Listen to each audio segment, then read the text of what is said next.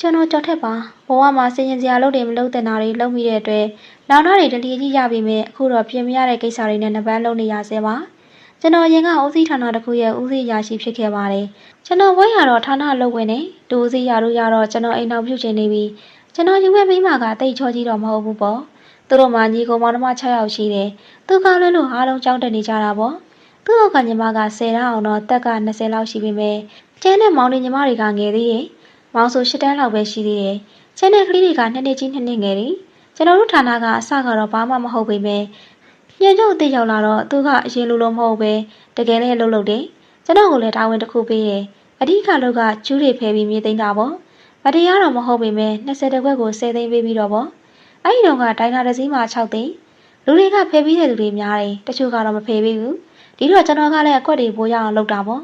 ဒါမှကျွန်တော်လည်းတစ်ကွက်10သိန်းထွက်လာမှလေရတဲ့ငွေနဲ့တိုက်ခန်းဝယ်လိုက်ပြီးမိမယူလိုက်တယ်တိုက်ခန်းကဟောကန်အိမ်သားရီရှိုးကန်တစ်ခန်းပဲပါတယ်နှစ်ယောက်တည်းဆိုတော့ကဘာမှကာယံမလို့တော့ဘူးပေါ့ချစ်သူဘွားမှာအချစ်ကုန်ခဲ့ပြီးတော့တင်မြဘွားမှာအဆက်ကုန်ဝယ်လို့တော့တယ်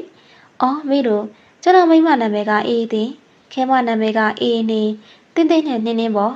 ့အဆက်ကုန်ဆိုတော့ကျွန်တော်တို့လည်းမရခဲခဲ့တာပြောပြမယ်မင်္ဂလာဦးညမှာတင်းတင်းနဲ့ကျွန်တော်တို့ဓာတွေက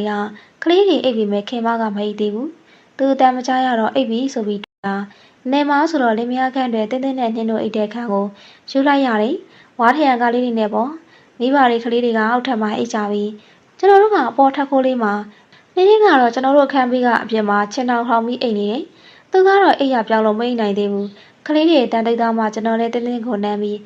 းမိမောင်နေပေမဲ့ပုံမှန်ဆိုတော့ခေါင်းရင်းကပြင်းပေါက်တကားဖွင့်ထားတော့လာရောက်လေးကခန်းထဲဝင်နေတယ်။ကျွန်တော်ကမိမရပြီးမဟုတ်စီးစိမ်ပြေဝခံစားခြင်းနဲ့ဒါကြောင့်လဲကျွန်တော်နဲ့တင်းတင်းတို့10မိနစ်လောက်မရတာခံစားပြီးရဲ့နောက်မှာတော့ဒီဘက်ကအိမ်နေလိုက်ကြတော့တယ်။နောက်တည့်ရမိုးလင်းတော့တင်းတင်းတို့ဖေဖေမေမေကိုကတော့ပြီးရန်ကုန်ကိုလာလိုက်ကြတယ်။ချစ်စကေစားကျင်နာသာဆိုတော့လွတ်လွတ်လပ်နေချင်ကြတယ်လေ။ကျွန်တော်လည်းလောကငွေရနေတော့ပြပြရွှေရွှေမှာပဲ။တလားနောက်တော့တင်းတင်းဖေကားတိုက်ခင်ရပြီးဒူကောင်းရိုးချိုးတယ်။ကျင်းတဲ့နေရာချိုးပေမဲ့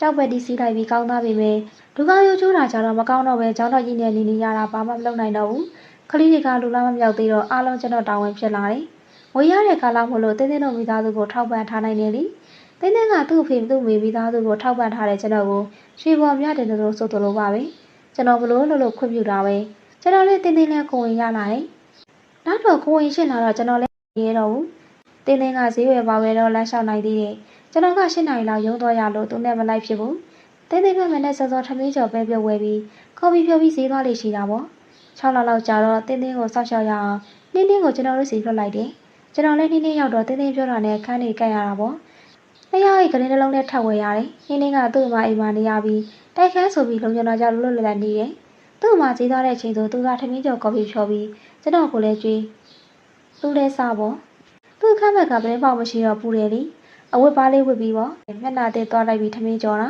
။ကြာတော့ကျွန်တော်လည်းဘိုးပြီးရင်းနေလာသလိုကျွန်တော်လည်းတရေတမျှမျှကြာနေပြီရဲ့။ကျွန်တော်ဖတ်ဖူးတဲ့စားထဲမှာတော့မြန်မာနိုင်ငံမှာတနေ့တည်းစနစ်ကိုပြဋ္ဌာန်းတာတာလုံးမင်းတရားကြီးပဲဗျာကျွန်တော်လည်းချင်းကတယောက်တည်းမလုံလောက်တော့ဘူးအချင်းများလိုချင်လာတယ်ဒီတော့ခဲမချောချောလှလှကိုလိုချင်လာတယ်ကျွန်တော်လည်းနင်းပြနေတဲ့ယူထားလေးဆိုလို့တင်းတင်းကိုဝင်ရှင်းလာလေးမပေါ်ယူလေးပေါ့နောက်တနေ့မနေ့စောကြီးနှင်းဝမ်းသွားတယ်သုံးလေးချိန်သွားတော့ဆေးတောက်ပြီးအိတ်နေတယ်နင်းနဲ့တကားပိတ်ဖို့မေ့သွားတာပေါ့သူ့မမတင်းတင်းဈေးသွားတယ်လေကျွန်တော်လည်းအိတ်ရကထားပြီးထမင်းကြော်ကြော်ပေးမဲ့သူမရှိတော့နှင်းခန်းကိုကြည့်တဲ့အခါတကားစီထုံးကတွေ့တော့ကျွန်တော်ဝင်သွားလိုက်တယ်ဒီဘက်ကကျွန်တော်ကြားချောင်းချောင်းနေတာလေပင်ပန်းလို့လားမသိဘူးပက်လက်ကလေးခြေပြက်လက်ပြအိပ်ပြောနေရဲ့လုံကြီးကမချွတ်ပေမဲ့ပြေးလျှော့နေတာပေါ့ဒီဖြစ်လို့လားမသိဘူးမနှိုးဘူးကျွန်တော်နှင်းကိုလုံးလေးကိုကြည့်လိုက်တော့တိတ်ကိုလှနေရဲ့ဝမ်းသာထားတော့တိတ်မလုံနိုင်ဘူးကျွန်တော်လည်းသိရဲ့နှင်းကကျွန်တော်ခါကို6နှစ်ဖက်နဲ့တောင်ချိတ်ထားလိုက်တယ်ပါဇက်ကလည်းညင်းညူနေနေပေါ့မိနစ်20လောက်နေမှာတော့နှင်းရောကျွန်တော်သွားတယ်ပြီးတော့ရက်လိုက်တဲ့အခါမှာကိုကျော်ကျမဖကြီးသားရင်ဘယ်လိုလုပ်မလဲဖကြီးသားရင်နင့်ကိုငါယူမယ်ဘယ်လိုဖြစ်မှာလဲကိုကျော်ငါတာဝန်ထားစမ်းမှာညနေငါဆက်လာခဲ့မယ်ဆိုပြီးခန်းပြထွက်လိုက်တယ်တတိယလိုတနခါတော့ယူပြီးတကားချက်ထိုးတဲ့ကွင်းကိုထုတ်ပြလိုက်တယ်နောက်နေ့အေးအေးဆေးဆေးဝင်လို့ရအောင်လीကျွန်တော်လည်းရေမိုးချုပ်ပြီးရုံးကိုလက်လာလိုက်တယ်နေ့နေ့ကတော့အိယာကမထနိုင်တော့ဘူးဆိုပြီးကြံနေခဲ့တော့တယ်ညနေပြန်ရောက်တော့တင်းတင်းမရိပ်မိအောင်နေ့နေ့ကိုဝယ်ပေးလိုက်တယ်နောက်တနေ့နဲ့တင်းတင်းစည်းသွားချိန်မှာတော့နေ့နေ့ကထမင်းကျော်လေးထားကြောကျွန်တော်နေ့နေ့နောက်ကနေဖွဲ့ပြီးမှုံးဝေးပေးလိုက်တယ်။နေ့နေ့ကကိုကျော်ရဲ့ကျမတို့မသိတော့ပါဘူး။ဘာလို့မသိတော့ရမှာလဲနေ့နေ့။ကိုကျော်ကလက်စိမ့်မဟုတ်ဘူးလေ။မမယောက်ျားဆိုတော့ အော်နင်းနင်းကလည်းခဲမနဲ့ခဲဦးဆိုတာဒီလိုပဲကိုကျော်ကနင်းနင်းကိုချက်နေတာလေမမသိသွားရင်မခက်ဘူးလားသိသွားတော့လေကိုကျော်2ယောက်ပေါင်းပါပေါ့ကိုကျော်ကလည်းမင်းကရပါမလားရအောင်ကြံပါပေါ့ကျမရှိတဲ့ကိုကျော်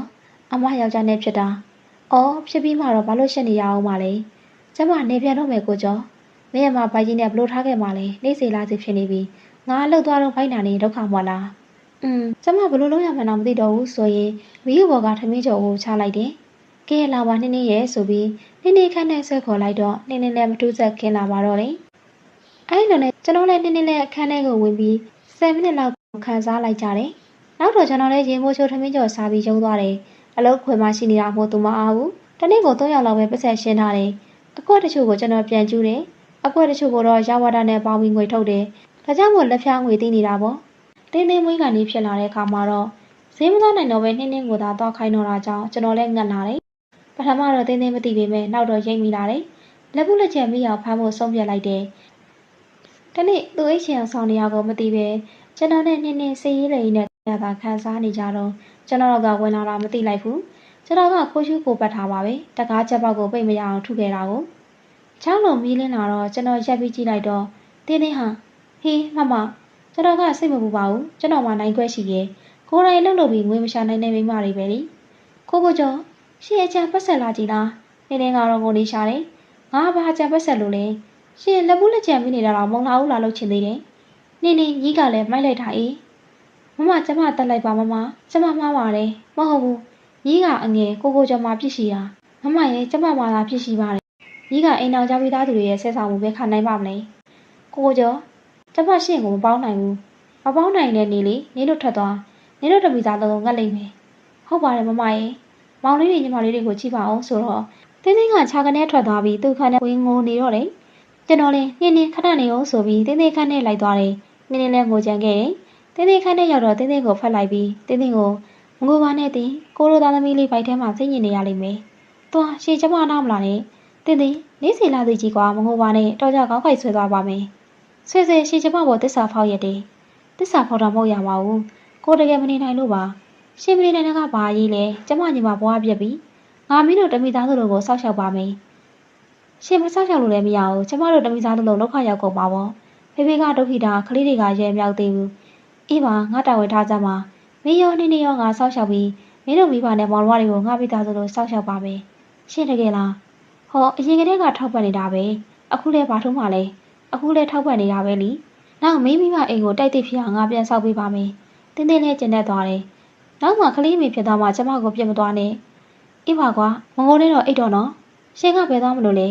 ဟိုဘက်မင်းညီမငိုနေတဲ့ခဏချော်ပြီးပြန်လာခဲ့မယ်ကျမကညီမလေးကိုမျက်နှာပူတယ်နင်းနေအဲ့လိုဖြစ်နေမှာတော်ကြစိတ်ညစ်ပြီးမတော်တရာလှုပ်သွားမှဆိုလို့ကျမမျက်နှာပူတယ်ရှင်မသာသွားပြီးပြောကျွန်တော်လည်းဘိုးတိုက်ချွန်ထုံနှလုံးမူပြီးနင်းနေခန့်ကူးလိုက်တယ်ကျွန်တော်လည်းတင်းတင်းနဲ့ပြေးလဲသွားပြီဆိုတော့နင်းနေခန့်ဘက်ကိုကူးရပြန်တယ်နင်းနေကကျွန်တော်နဲ့တင်းတင်းပြောနေတာကိုကြားပြီးနေပါပြီကိုချောမမနဲ့ဆင်ပြေသွားပြီလားပြေးသွားပြီလေအခုတော့နင်းနေနဲ့လည်းတရားဝင်နေလို့ရသွားပြီနင်းနေတို့အိမ်ကိုလည်းပြန်ဆောက်ပေးမှာဝမ်းသာပါတယ်ကိုကျော်ဖေဖေတို့လည်းအေးအေးချမ်းချမ်းနေလို့ရပြီပေါ့ကဲပါဒါဆိုပြန်ပြီးစရအောင်ကိုကျော်ဒီနေ့တော့နားလိုက်မမနာသွားနေလိုက်သူဝမ်းနဲ့နေမယ်ကျွန်တော်လည်းတင်းတင်းစီပြန်သွားပြီးအိပ်ရတာကြောင့်တင်းတင်းလည်းဝမ်းသာနေရဲ့နောက်ရက်ဒီမှာတင်းတင်းနဲ့နင်းနေတို့တယောက်နဲ့တယောက်မျက်နှာချင်းမဆိုင်ကြဘူးနင်းနင်းကသူ့ချက်ပြုတ်စရာရှိချက်ပြုတ်ပြီးသူ့ခန်းထဲမှာဝင်နေတာပေါ့တင်းတင်းလည်းစားစရာရှိတာသွားစားပြီးသူလည်းသူ့ခန်းဝင်နေကျွန်တော်ကတော့ညကြတော့အခန်းကူးရတာပေါ့တင်းတင်းကအိတ်ချင်အောင်စောင်းနေတာပေါ့ဒီလိုနဲ့ကျွန်တော်လှုပ်သွားနေတော့တင်းတင်းပိုက်နာလာတယ်တင်းတင်းကနင်းနင်းကိုမခေါ်လို့မရတော့ခေါ်ရတော့တယ်သူရင်းချလေးဆိုတော့လေနင်းနင်းပြလိပြရဖြစ်ပြီးကျွန်တော်ကိုဖုန်းခေါ်ပြီးကြိုးချောင်းပြောကစိတ်ဝင်သွားကြရတယ်ကျွန်တော်လည်းလောက်ကဖြတ်မရတော့ညနေမှရောက်လာတယ်တင်းတင်းကမမွေးနိုင်တော့ရေးပေါ်ခွဲပေးရတာပေါ့စိတ်ုံဆောင်တော့လည်းနင်းနင်းပဲစောင့်ရတာပေါ့တေးချေကစားအားလုံးလုပ်ပေးရတယ်ကလေးတွေလည်းနင်းနင်းကပဲလုပ်ပေးရရှာတယ်တင်းတင်းကဘိုက်ခွဲထားတော့တိတ်မလုပ်နိုင်ဘူးစိတ်ုံမှာချိုးရိုးဖြစ်ပြီးအထိနေပြီးတော့စိတ်ုံကဆင်းလာရတယ်တင်းတင်းဘိုက်ခွဲနေရကအနာမကျက်တော့အိမ်မှာလဲလောင်းနေရတယ်နင်းနင်းကလည်းသူ့တူလေးကိုချစ်မှချင်းညတိုင်းကလေးတန်ကြရင်လာလုပ်ပေးနေရတယ်ကျွန်တော်လည်းတင်းတင်းနာအိမ်မရပါပဲဂရင်ချက်လို့အိမ်ရအဆင်မပြေသလိုတခါလီနင်းနင်းအိပ်ပျော်နေကလေးဟိုတန်တိတ်မကြရတော့တင်းတင်းကိုပြောပြီးအခန်းထဲကကာထားတဲ့အထက်သားနိုင်ရကိုဖြတ်လိုက်ရတယ်ပြီးတော့နင်းနင်းကလေးကိုပို့ပြီးနင်းနင်းကိုကျွန်တော်ပြီးအိတ်ခိုင်းလိုက်ရတာပေါ့ဗျာကျွန်တော်ကြံကတော့ကွက်တီပဲနောက်လေးတင်မှာတော့တင်းတင်းအနာလဲကျက်လာပြီးလမ်းလျှောက်လာနိုင်တယ်ကျွန်တော်လုံမှာ10သိန်းရက်ွက်ပြီးစီးပြီး တခြားမြို့နယ်ပဲရွှေ့ရပြီးယာရုနဲ့တိုးလာပြီးဦးစီးရရှိဖြစ်လာတယ်။တင်းတင်းတို့အိမ်ကိုလည်းပြန်လဲဆောက်ရန်စီမံရတယ်။တင်းတင်းမှာညီမဖြစ်သူတဲ့လက်ဝဲတဲ့စများစင်ပေးဖို့ပူတာတာကြောင့်ကျွန်တော်လည်းဝယ်ပေးရတယ်။အိမ်ဆိုင်ရတဲ့10သိန်းရက်ွက်မှာမြေချို့ကိုပါရောင်းထုတ်လိုက်ပြီးတချို့ကိုချန်ထားပြီးခုလိုလုပ်ရတော့ရက်ွက်မှာလောက်ပန်ခွင့်ပိုရလာတယ်။ဒါကြောင့်မယားနှစ်ယောက်ပြင်သူတို့မိဘများကိုပါကောင်းစွာထားနိုင်တယ်လေ။တင်းတင်းကကလေးမွေးပြီး45ရက်ကြာလာတော့ကျွန်တော်ကိုပိုးချွဲလာတယ်။ကျွန်တော်လည်းသိနေတယ်လေ။ဒါကြောင့်နှင်းနှင်းကိုအိမ်ရှိကမ်းဗီဒီယိုကြည့်ခိုင်းထားပြီးမိနစ်30လောက်နေမှဝင်လာဖို့ပြောလိုက်ရတယ်။နှင်းနှင်းကစီးရုံရတာပိုလွယ်တယ်။သူကငယ်သေးတာကိုခဲမနဲ့ခဲကိုဇလန်လေးကတော့ဒီမှာပဲပြီးဆုံးပါပြီ။နောက်ရက်ဒီမှာလည်းကောင်းမွန်ဆုံးဇလန်လေးနဲ့ပြန်နေတိဆက်ပေးအောင်မို့ပြီးတဲ့ကြီးကစောင့်မျှော်နာဆင်ပေးကြပါအောင်နော်။ဒီပိုးနဲ့ပတ်သက်ပြီးကို့အမြင်ကိုခံစားချက်ကိုအတွေ့အကြုံတွေကိုလည်းကွန်မန့်မှာရေးပေးခဲ့ပါဦးရှင်။နေ့စဉ်ည8 နာရီအချိန်တိုင်းအခြေရေးအိမ်အောင်ရေးတာယာပျော်ရွှင်ဖို့အတွက်ခင်ကတင်ဆက်ပေးသွားမှာပါရှင်။ခင်တို့ရဲ့ 8R Geek Healthy Relationship by Kin Channel လေးကို subscribe မလုပ်ရသေးရင် subscribe လုပ်ပြီး notification bell လေးကိုနှိပ်ခဲ့ပါဦးရှင်။ကိုရီအားလုံးကိုချစ်ပါတယ်ရှင်။နောက်ထပ်ပို့မှာပြန်ဆောင်ကြပါမယ်ရှင်။